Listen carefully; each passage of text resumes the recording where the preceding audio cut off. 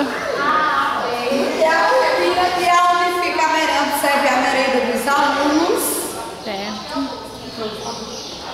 Vamos lá, quer mostrar mais o quê?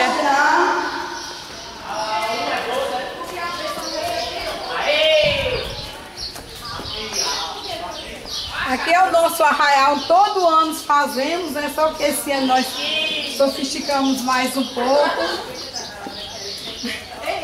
Olha pra cá. Aqui fica a sala dos professores, tá simples. Aqui a sala dos professores tá simples, porque é mais, as paredes são mais para as informações, né? Isso. Cadê a Ivete?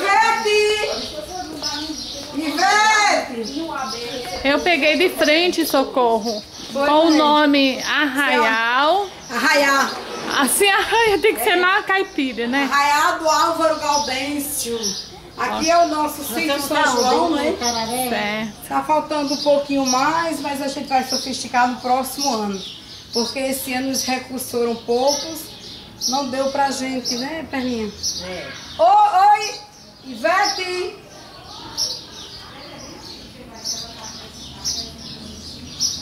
Essa casinha foi feita de papelão. Chique. E o vigia pintou.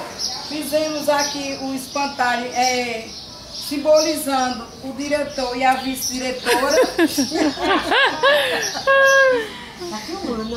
Essa casinha está para alugar por R$400. Agora para o São João. Tem um problema, ela não tem banheiro. Fica difícil. Aí fica difícil, né? Essa vassoura aqui nós usamos a vassoura ecológica, né? Que agora a gente está trabalhando a ecologia, né? E aqui é a nossa fogueirinha. Vai assar milho, né? É para assar o milho, com certeza. Tá bonito, viu? Vamos lá na secretaria? Vamos na secretaria agora. Vai também pararela aqui. Ivete! Aqui é a nossa secretaria, fica as secretárias. Aqui é a vice-diretora se balançando, né? No balanceiro, na hora do almoço, quando ela termina de almoçar. Aí quer repousar um pouquinho, tá aqui no balanço. Chega, vice-diretora, né? Essa não é gente não.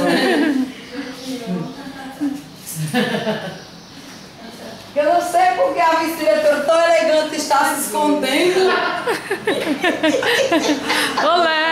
Olá, tudo bem? Tudo jóia. Como é que estão as coisas? Tudo tranquilo. Coisa boa. Aprecia aí a obra de arte da nossa produtora.